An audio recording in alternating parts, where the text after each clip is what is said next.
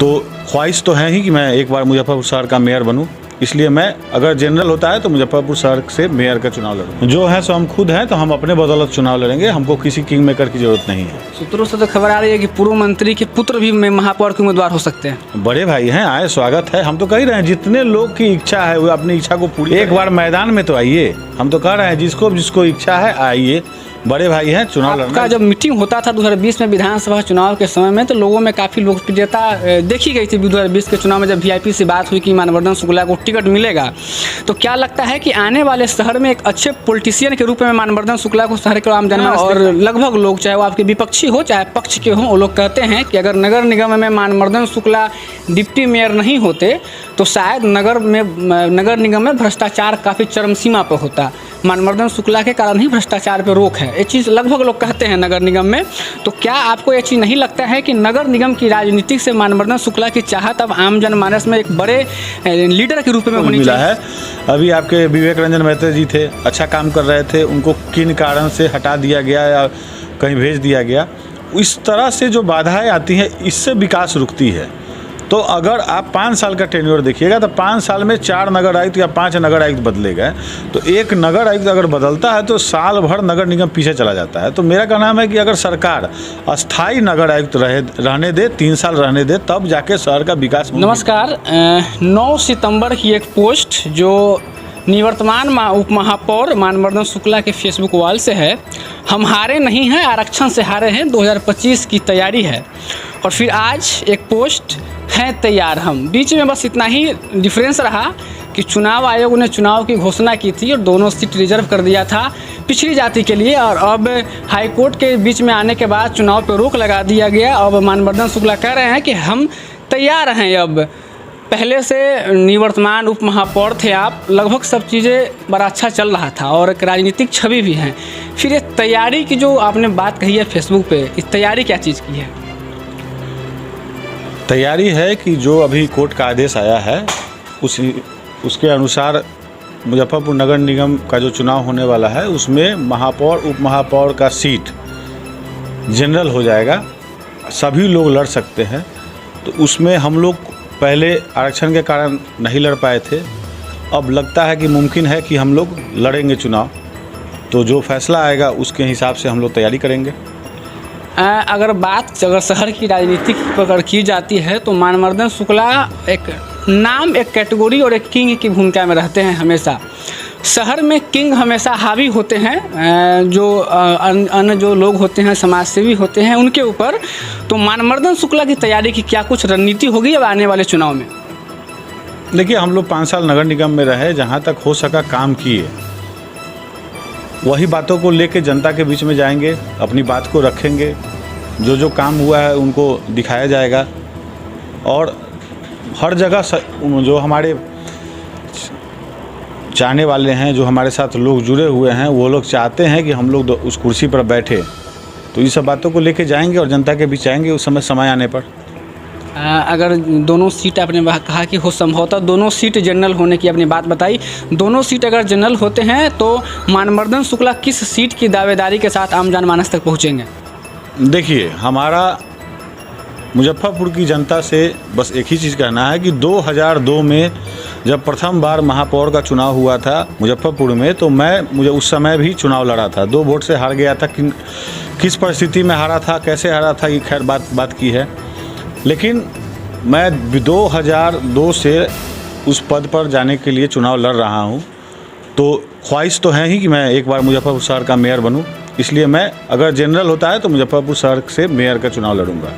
अब थोड़ा राजनीतिक पर आते हैं, शहर की पॉलिटिक्स पे आते हैं। भूमिहार समाज से ही चूँकि ये चीज़ आप जब सीट रिजर्व हुई तो कहा जाने लगा कि मुजफ्फरपुर में एक ही सीट था डिप्टी मेयर का जो हम लोगों के खाते में था, वो सीट भी अब रिजर्व होने के कारण चला गया।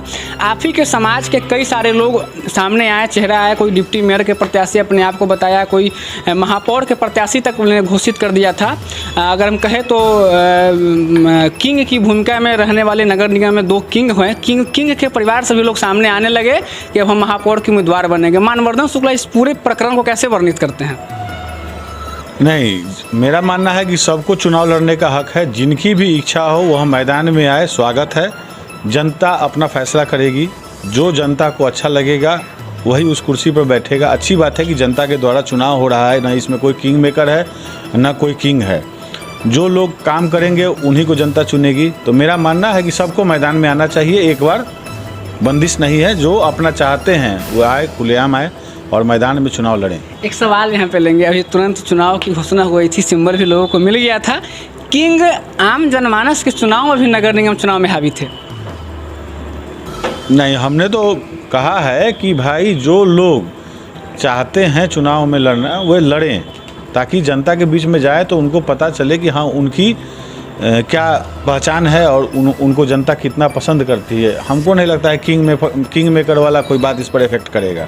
इस बार कोई किंग मेकर नहीं रहेगा? नहीं, कोई किंग मेकर नहीं रहेगा, जनता किंग मेकर बनेगी।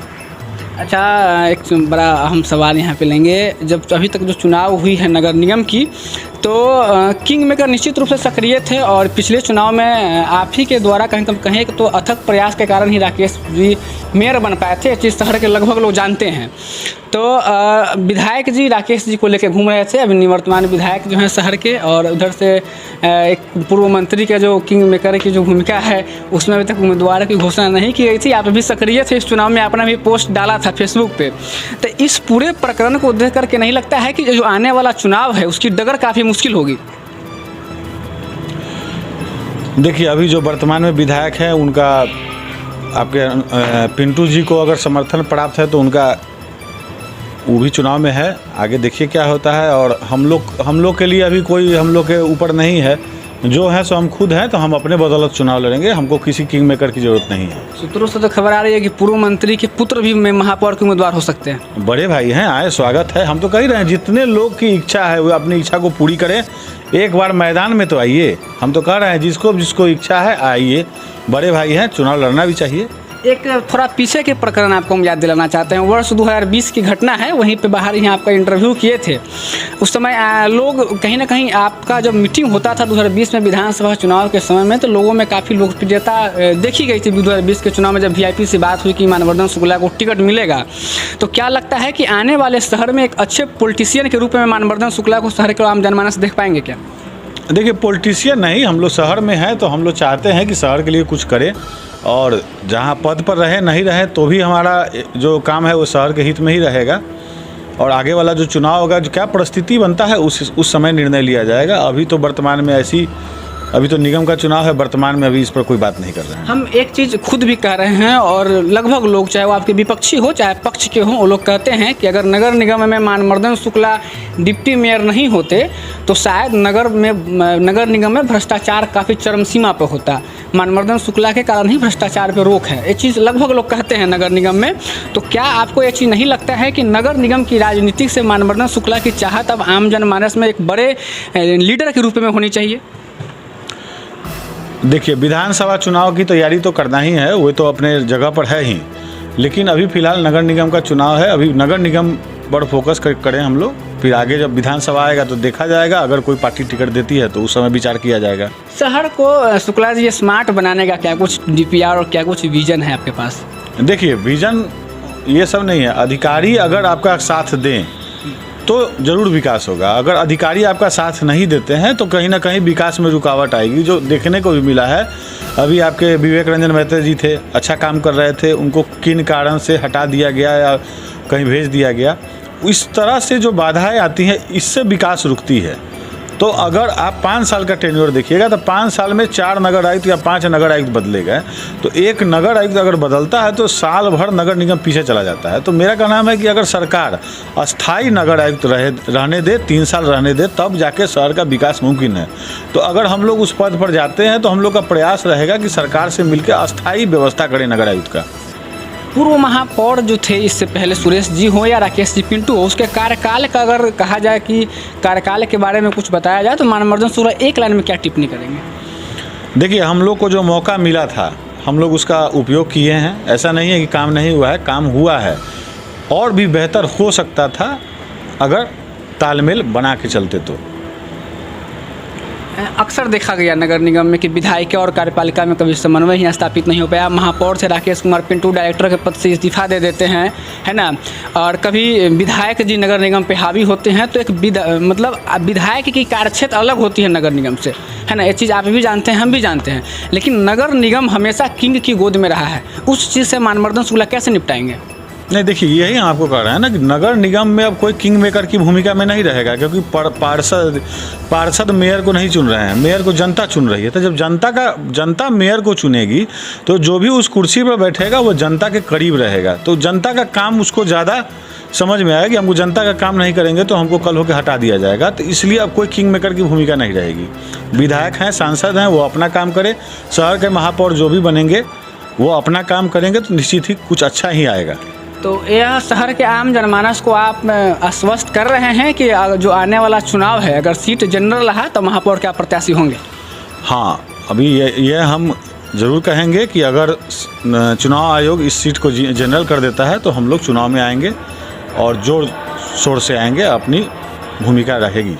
चलिए, तो मानवर्धन शुक्ला को सुन रहे थे आप। बातचीत आगे ज़रूर होगी कुछ महत्वपूर्ण मसले पे, लेकिन आज की बातचीत कैसी लगी ज़रूर बताइएगा। अभी मैं फिर आ रहा हूँ, इस विजन पर थोड़ी बहुत बातचीत हुई और पुराने सवाल को भी लिया, लेकिन किंग मेकर के सवाल पे और कुछ अभी बचा है जो मैं आपको आगे ज़रूर बताऊँगा। अब देखना बड़ा दिलचस्प होगा कि हाई कोर्ट के निर्णय के बाद राज्य सरकार सुप्रीम कोर्ट में उनके आदेश की अपील में जाती है। चुनाव कब तक हो पाता है, महापौर का सीट क्या रिजर्व रहेगा या फिर जनरल होगी, उम्मीदवार होंगे तो फिर विपक्ष में कौन होंगे, क्या भूमिहार की टकराहट भूमिहार विहीन कर देगा मुजफ्फरपुर को, भी एक बड़ा दिलचस्प देखने वाला समय होगा। कैमरे के पीछे सहयोगी नीरज हैं और गौरव के साथ मुजफ्फरपुर नाउ आप देख रहे हैं।